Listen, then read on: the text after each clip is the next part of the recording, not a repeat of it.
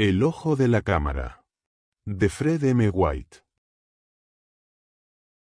La trágica muerte de Lord Mornington y la dramática detención de su sobrino, Guy Windsor, conformaron uno de los episodios policiales más emocionantes del año. Quizás sea conveniente, en primer lugar, exponer los hechos de forma breve y concisa. Como todos recuerdan, el difunto Lord Mornington había sido un noble excéntrico, un gran coleccionista de obras de arte y un hombre conocido por su enorme riqueza. De no ser por su temperamento indomable y sus modales arbitrarios, probablemente habría alcanzado un alto cargo político. No era en absoluto popular. Prácticamente no tenía amigos. Era un misógino convencido. No ocultaba que no confiaba en nadie, no creía en nadie, y sospechaba que todos tenían la intención de robarle. El único que logró mantener una relación cordial con él fue un sobrino suyo, Eric Kirton. Kirton era un joven de la más alta respetabilidad. Tenía un temperamento equilibrado, y era de esas personas dóciles y apacibles que invariablemente usan gafas, y tienen debilidad por las conferencias universitarias y otras frivolidades serias. Probablemente porque era un hombre al que podía intimidar y amedrentar, Lord Mornington había contratado a este pariente como secretario personal y le había cedido el control de muchos de sus asuntos. Fue cerca de la casa de campo de Lord Mornington, en la costa de Yorkshire, donde tuvo lugar el crimen. De vez en cuando, Lord Mornington abandonaba su lujoso piso de Londres o su magnífica residencia familiar cerca de Chester para retirarse a un lugar solitario en la costa de Yorkshire, no muy lejos de Hull, donde se las arreglaba solo, incluso cocinando su propia comida. Con frecuencia se quedaba allí durante meses, negándose a ver a nadie, con la excepción de Kirton.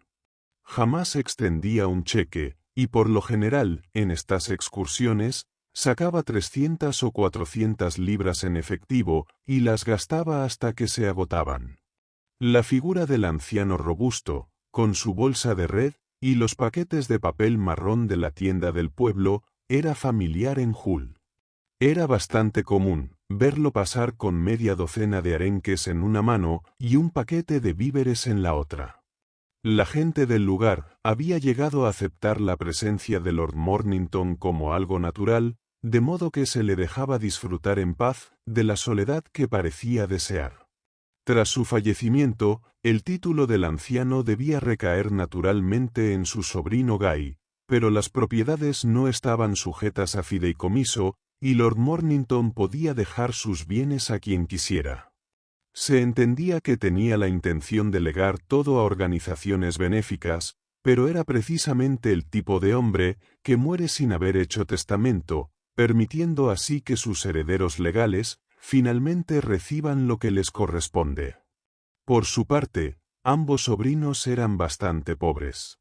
Guy Windsor no era un mal chico, pero parecía reacio a sentar cabeza. Pasaba la mayor parte del tiempo ocioso y con frecuencia sabía lo que era pasar penurias económicas. Fue precisamente en una de esas ocasiones en la que su situación financiera llegó a un punto crítico, cuando se le ocurrió pedir ayuda a su tío. Guy acudió a la casa de la costa, donde en ese momento se encontraba Lord Mornington, junto a su otro sobrino, Kirton. El desenlace era inevitable. El anciano rechazó la petición con la mayor brusquedad y franqueza, y Guy Windsor, que distaba mucho de ser un joven prudente, perdió los estribos, y profirió amenazas que, por desgracia, fueron oídas por otras personas. Ese mismo día abandonó la casa, diciendo que primero iría a Hull por asuntos particulares, y que al día siguiente tenía intención de marcharse a Holanda. 1 o 2 horas después, Eric Kirton, que había terminado un trabajo para su tío, también se marchó del pueblo, con la intención de cruzar la frontera de Escocia, para pescar un par de días en alguno de los ríos trucheros escoceses. A las 11 de la mañana siguiente, el cuerpo de Lord Mornington fue hallado entre una densa maleza, en un lugar solitario, cerca del borde de los acantilados. Estos eran altos y escarpados, con tramos aislados en forma de espolones y promontorios rocosos, donde anidaban numerosas aves marinas. Los espolones eran prácticamente inaccesibles, por lo que allí habitaban muchas aves raras y singulares, que no se veían en ningún otro lugar, y que estaban al borde de la extinción en las Islas Británicas. Fue uno de los observadores de esas aves, quien encontró el cuerpo del hombre asesinado. Que había sido asesinado, era innegable. Yacía boca arriba, a pocos metros del borde del acantilado, justo al lado de una hilera de aulagas. Presentaba una profunda puñalada en la zona del corazón, que había sido fatal. Según pudo determinar la policía, el robo no fue el móvil, pues la cartera, el reloj y los anillos del anciano estaban intactos, y sus documentos no habían sido tocados. Todo el suceso causó gran conmoción en el pueblo, y esa conmoción se duplicó más tarde ese mismo día, al llegar la noticia de que Guy Windsor había sido arrestado en Hull y acusado del crimen. Sus amenazas habían sido recordadas, y lo que era más importante, tenía en su poder más de 300 libras en oro, cuando apenas el día anterior se sabía que estaba completamente arruinado. El joven protestó enérgicamente contra la actuación policial. Contó una historia casi inverosímil, para justificar la posesión de tanto dinero. Según él, un viejo amigo de la familia lo había elegido para ir inmediatamente a Ámsterdam con el fin de salvar a un inglés de una grave desgracia. Era cuestión de horas, dijo Windsor. Era necesario que el dinero llegara a manos de ese misterioso individuo, o una familia de renombre quedaría deshonrada. En circunstancias normales, esta explicación habría sido suficiente, pero no convenció a la policía. Desde su punto de vista, solo empeoraba las cosas. Inútilmente, Windsor protestó y se enfureció, y en vano ofreció un testigo, que podría verificar su historia. Pero la policía hizo caso omiso a sus súplicas, y a la mañana siguiente, Guy Windsor fue llevado ante el magistrado local, acusado de estar implicado en la muerte de Lord Mornington. En la primera audiencia, las pruebas fueron escasas o nulas, pero la policía prometió presentar más testimonios, y Windsor fue puesto bajo custodia hasta el día siguiente. Como era de esperar dadas las circunstancias, el asunto causó un gran revuelo. A la mañana siguiente, los periódicos rebosaban de detalles sobre el suceso. La noticia se extendió rápidamente, de un extremo a otro del país. En pocas horas, toda la nación comentaba la muerte de Lord Mornington. Desde el primer momento, se tuvo la sensación de que la policía había puesto las manos encima del culpable. Sin embargo, Guy Windsor no parecía en absoluto un criminal, cuando compareció ante el tribunal a la mañana siguiente. Escuchó con cierta impaciencia las declaraciones de la policía. El juicio avanzaba con lentitud. Se presentó un testigo tras otro, pero el público, que llenaba la sala, parecía condenado a la decepción. Eran casi las 2 de la tarde, cuando el presidente del tribunal sugirió que sería mejor aplazar la vista, ante lo cual, el abogado defensor del acusado protestó. En cualquier caso, señoría, debo solicitar la libertad bajo fianza, dijo. Estoy dispuesto a admitir que las apariencias juegan en contra de mi cliente, pero aún no se ha probado nada que certifique su culpabilidad.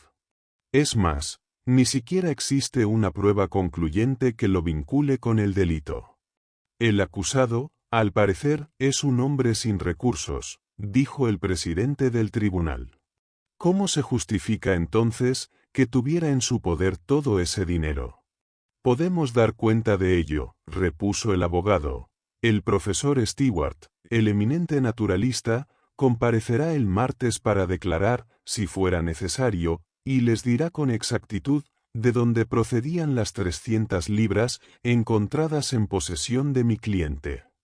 Demostraremos que ni un solo centavo de ese dinero procedía de la fortuna de Lord Mornington. Es por este motivo que solicitamos la libertad bajo fianza. Esto causó un gran revuelo entre el público. El profesor Stewart era un ornitólogo de renombre mundial. Como autoridad en el estudio de las aves, no tenía rival. Durante los últimos 3 o 4 meses, había vivido prácticamente en los acantilados, y Guy Windsor había sido su ayudante y compañero inseparable. Guy era un joven deportista, al que le agradaba la naturaleza y el riesgo, y el gran ornitólogo había encontrado en él un colaborador muy eficaz. ¿Y por qué no está aquí el profesor Stewart?, preguntó el presidente del tribunal. El abogado del acusado procedió a explicarlo. El profesor había tenido problemas con su cámara fotográfica para aves, y se había marchado a toda prisa a Londres para solucionarlos. Además, tenía muchas placas fotográficas que había expuesto recientemente y que deseaba revelar. Aún estaban profundizando en este punto, cuando el otro abogado de Windsor irrumpió en la sala, visiblemente alterado. Levantó un telegrama por encima de su cabeza. «Acabo de recibir noticias del profesor Stewart», exclamó. «He recibido un telegrama suyo, muy extenso. Sé que esta interrupción es inoportuna, señorías, y espero que me disculpen.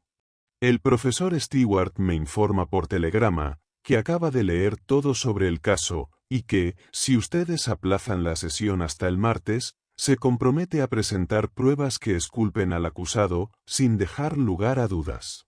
Pueden ver el telegrama ustedes mismos». El frágil papel pasó de mano en mano entre los magistrados, quienes lo examinaron con gravedad. Era evidente que el contenido del telegrama había hecho tambalear su certeza sobre la culpabilidad del prisionero.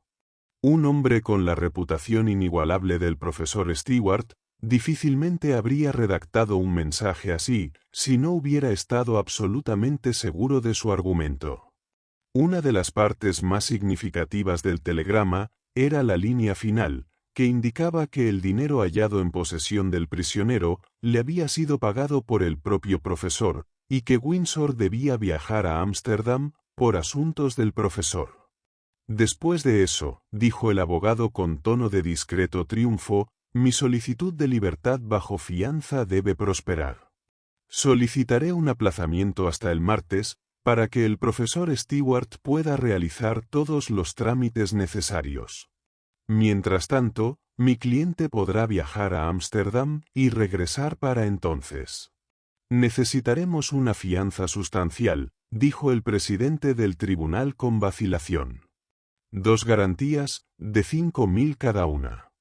Las garantías se presentaron en el acto, y Guy Windsor abandonó el juzgado con sus abogados.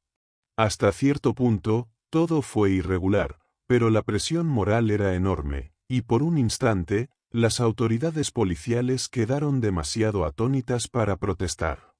Como era de esperar, este extraño e impactante testimonio reavivó el interés que había suscitado la tragedia de Mornington.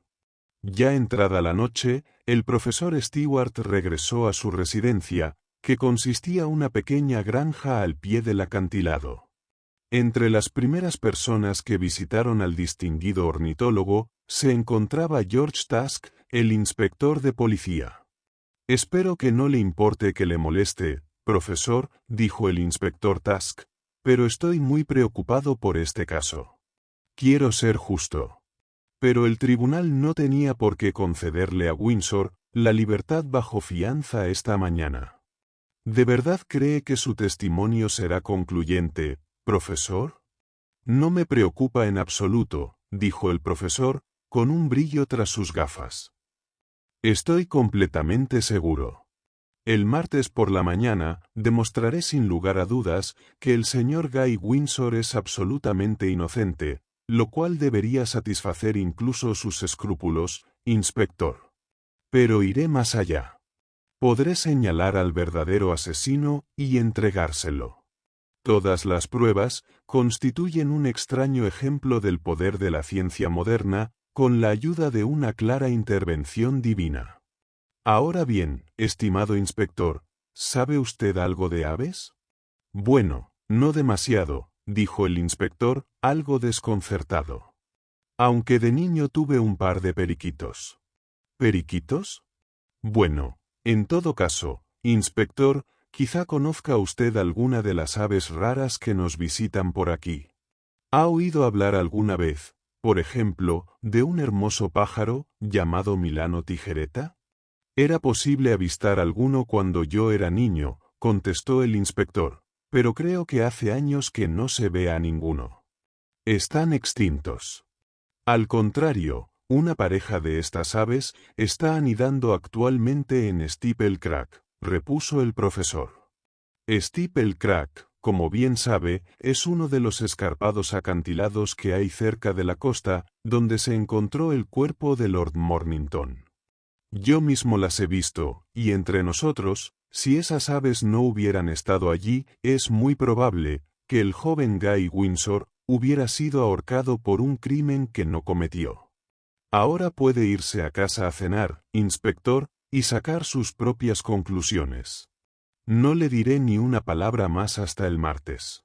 Cuando estuvo solo, el profesor se dirigió al improvisado cuarto oscuro que había habilitado en uno de los sótanos de la granja. Al parecer, su trabajo le complacía, pues regresó enseguida con un fajo de fotografías que guardó cuidadosamente en su caja fuerte. Al día siguiente, pareció estar absorto en sus estudios de aves en los acantilados, pero en realidad buscaba algo que le costaba encontrar. Lo halló finalmente en un accidentado camino de carros que se adentraba en el corazón del páramo, y soltó una risita mientras seguía el sendero, hasta llegar a una carretera desierta que daba al norte. Bajó al pueblo, y envió media docena de telegramas. Era casi medianoche, cuando un coche de alquiler se detuvo frente a la granja.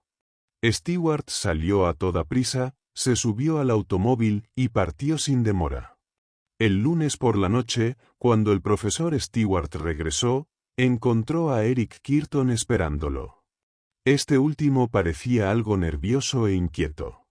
De vez en cuando, se quitaba las gafas y las limpiaba, como si las gotas de humedad le dificultaran la visión.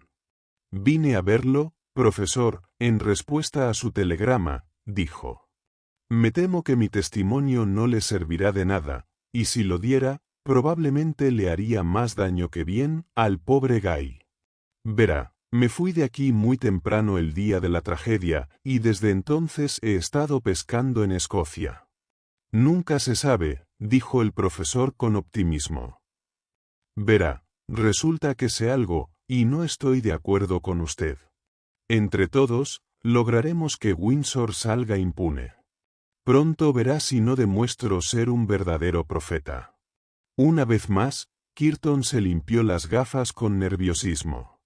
Como era de esperar, el pequeño juzgado estaba abarrotado, cuando Guy Windsor compareció ante la justicia el martes por la mañana. Había gente de todas partes. La mayoría de los principales periódicos habían enviado reporteros especiales. Al principio, la expectativa de algo fuera de lo común no parecía que fuera a cumplirse, pues la fiscalía comenzó con la declaración de Eric Kirton. El tímido hombrecillo permaneció de pie en el estrado de los testigos, limpiándose las gafas con nerviosismo. Los reporteros se recostaron en sus asientos y observaron las pintorescas vigas del antiguo edificio del juzgado. Allí había más material para descripciones que el que probablemente obtendrían del testigo. De hecho, Eric Kirton tenía muy poco que decir. Podía testificar que Lord Mornington y Guy Windsor no se llevaban bien. Había estado presente durante la última visita de Guy a su tío, y había oído la mayor parte de la discusión entre el fallecido y el acusado. Al cabo de 15 minutos, el fiscal le indicó al testigo, con un gesto de cierto desdén, que podía retirarse. Con una expresión de profundo alivio en el rostro, Kirton se dispuso a abandonar el estrado. «Un momento, por favor», dijo el abogado defensor con suavidad. «Me gustaría hacerle algunas preguntas. Por ejemplo, ¿es usted soltero o casado?» Un silencio repentino se apoderó de los espectadores allí reunidos. Un instinto parecía decirles que estaban a punto de presenciar algo sensacional. Los reporteros retomaron sus lápices. «Disculpe». Yo, tartamudeó Kirton. Le hice una pregunta sencilla. «¿Está casado o no?», insistió el abogado. «No veo», dijo el testigo con vacilación, «qué importancia pueda tener eso». «¿Está casado o no?», tronó el abogado. Más que oírse, se entendió que el testigo afirmaba que sí. Kirton miró al abogado con timidez y aprensión. «Muy bien», prosiguió este último. «Usted es un hombre casado. Su matrimonio es secreto, y ninguno de sus amigos sabe nada al respecto. Supongo que tenía buenas razones para ocultárselo a Lord Mornington». «Me pareció lo más sensato», murmuró Kirton. «Muy bien. Entiendo que su esposa es actriz de variedades». «Así es», respondió el testigo. «Ah, bueno, ahora lo entendemos. Un matrimonio secreto que debía ocultarle a su pariente rico. Naturalmente, esperaba compartir parte de su dinero, ¿no es así? Sabe perfectamente que si hubiera revelado que había contraído un matrimonio de ese tipo, jamás habría vuelto a vivir en casa de su tío». «No hay nada de malo en ello», protestó el testigo. «Oh, desde luego que no», dijo el abogado con sequedad. «¿Se lleva bien con su esposa? ¿No la ha descuidado últimamente? ¿Y no amenazó ella con escribirle a Lord Mornington? De hecho, ¿no llegó una carta de su esposa a Lord Mornington el día antes de su muerte? Tenga cuidado, porque sé de lo que hablo, y quiero una respuesta clara». Yo creo que sí», confesó Kirton. «Gracias. Ahora, profundicemos un poco más. Temprano, en la mañana del día del fallecimiento de Lord Mornington, o bien a última hora de la noche anterior, usted se dirigió al norte con el propósito de pescar. Entiendo que hasta bien entrada la noche de ayer, no regresó a esta zona. Ahora bien, señor Kirton, ¿está dispuesto a declarar, bajo juramento, que no se encontraba en ningún lugar de la zona el día en que se cometió el crimen?» «Desde luego que no», exclamó el testigo. «Muy bien. Ahora, ¿cómo fue a Escocia y cómo regresó? Es decir, ¿de qué manera viajó?» «Pues de la forma habitual. En tren, por supuesto». «Ah, claro, supongo que no viajó en coche en ninguno de los dos sentidos, ¿verdad? ¿No alquiló un coche para ir a Escocia en primer lugar?» El testigo negó con la cabeza, pero no habló. «En ese caso», continuó el abogado, ¿nunca ha oído hablar de los señores Great, de Hull, los del taller mecánico?» El testigo volvió a negar con la cabeza. Parecía incapaz de hablar. Se limpió las gafas otra vez. «Por el momento no tengo más preguntas», dijo el abogado.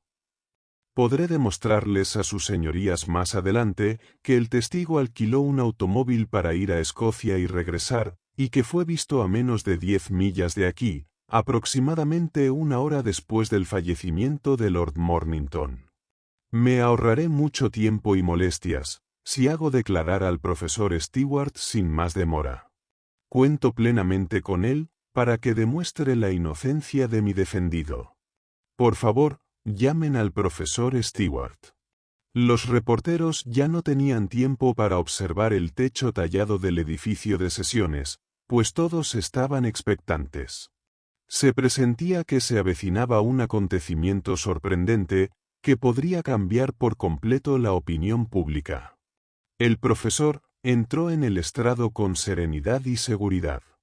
Nada en su actitud delataba lo que iba a suceder. «Creo que usted es amigo del acusado, ¿no es así?», preguntó el abogado. «Lo conozco muy bien, en efecto», respondió el profesor. «Y supongo que ya se ha formado una opinión sobre su carácter». «Sí, y le considero un joven muy inteligente». Le apasionan la vida y las actividades al aire libre. Lo he encontrado muy interesado en la historia natural, de hecho, me ha sido de gran ayuda en mi estudio de las aves y en la toma de fotografías. No puedo elogiarlo lo suficiente. ¿Lo considera digno de confianza? Dios mío, por supuesto que sí. Lamentablemente, el señor Windsor no tiene ninguna inclinación por el trabajo de oficina. Esto es posiblemente más una desgracia que una culpa suya. Lo han educado para que no haga nada, pero niego rotundamente que sea el holgazán que Lord Mornington creía. Además, tengo la más alta opinión de su integridad. Por ejemplo, ¿confiaría en él en cuestiones de dinero? Preguntó el abogado. Ya lo he hecho, señor, dijo el profesor con calma.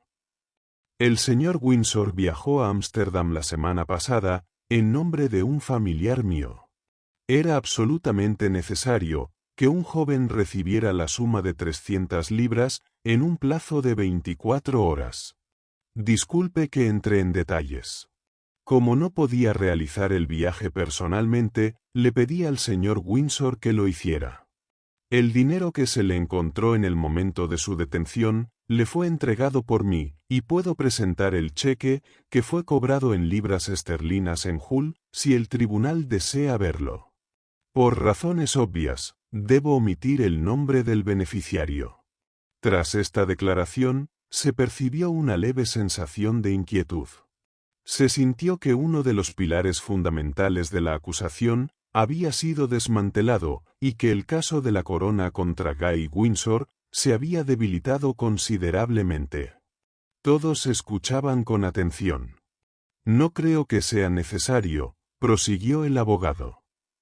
Entiendo, profesor, que usted puede contarnos mucho más sobre este asunto. Usted ha formulado una teoría. Le pido disculpas, interrumpió el profesor. No tengo ninguna teoría. Lo que presentaré ante el tribunal son hechos reales. Deseo mostrarles una fotografía que, sin lugar a dudas, establecerá la identidad del asesino. Un momento, dijo el abogado de Windsor.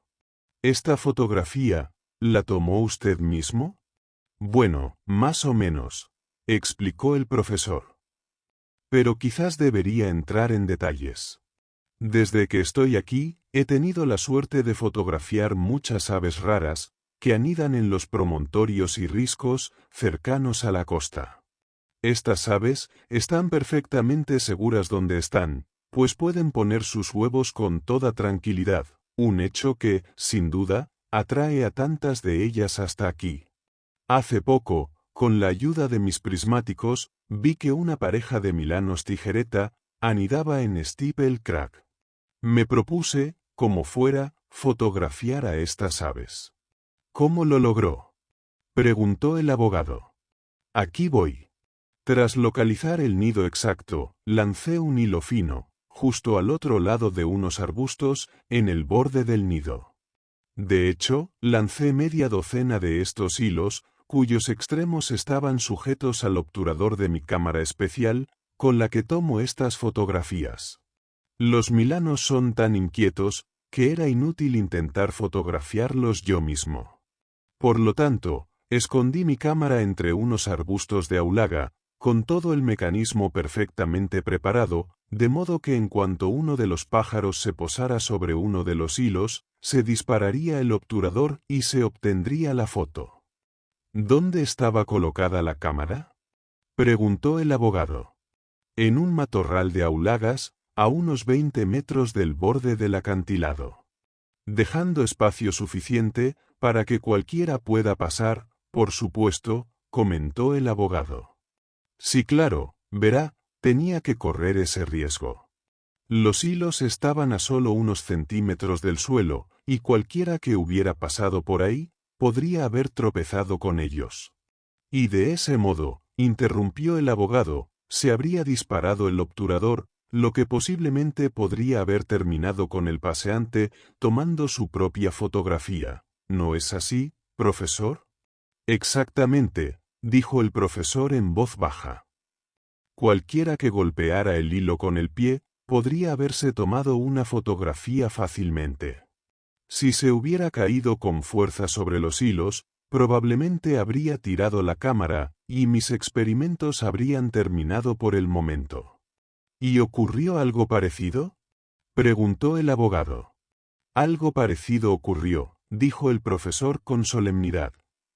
Cuando fui a recuperar mi cámara, la encontré boca abajo entre los arbustos, y la placa estaba claramente expuesta.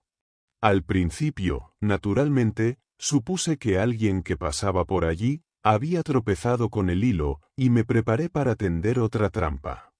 Pero mientras tanto, me llegó cierta información, y se me ocurrió que posiblemente la placa expuesta me revelaría algo que esclarecería la trágica muerte de Lord Mornington. Resulta que el cuerpo de su señoría fue recogido justo delante de los arbustos de Aulaga, donde había colocado mi cámara especial. Pero, no dejen escapar al señor Kirton. Estas últimas palabras fueron pronunciadas con un tono de voz rápido e impaciente. La figura de Kirton, que ya se disponía a abandonar la sala del tribunal, se había detenido en el umbral al oír el grito del profesor. Murmuró débilmente alguna excusa mientras volvía a su asiento.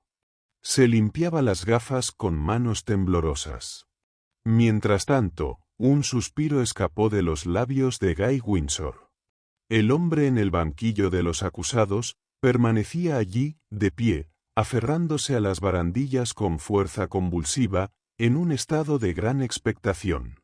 Cuando el profesor entregó al juez un negativo de vidrio y algunas fotografías impresas, se hizo un silencio absoluto en el juzgado. La imagen que se presentaba para su examen era impactante y dramática. Al fondo, se alzaban los escarpados acantilados, con el pico de Steeple Crack destacando tosco y desgarrado. Los pájaros que anidaban en él eran visibles desde cualquier punto de la sala. En primer plano, se veían arbustos de Aulaga, y más allá, un cuadrado de césped plano y uniforme, salpicado de claveles marinos. En el centro, había dos hombres, uno anciano y canoso, el otro joven y delgado, de rasgos pálidos y blancos, con los ojos medio ocultos tras unas gafas.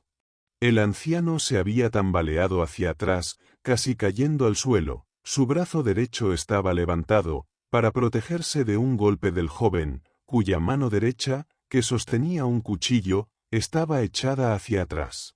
Un grito espontáneo y sobresaltado resonó entre los espectadores que vivían en la zona.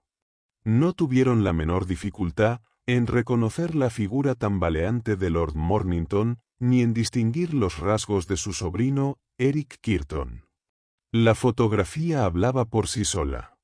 A los espectadores les parecía que estaban presenciando en directo la tragedia que había conmocionado a toda Inglaterra. El abogado de Windsor miró al estrado y se encogió de hombros. Habría sido un desenlace decepcionante que dijera algo ahora. Como por instinto, dos policías cruzaron la sala y se colocaron a ambos lados de Kirton. Este se balanceaba hacia adelante y hacia atrás, con la mano en la garganta, como si algo lo estuviera asfixiando. Con un grito extraño y ahogado, cayó al suelo, y quedó allí, inmóvil e inconsciente.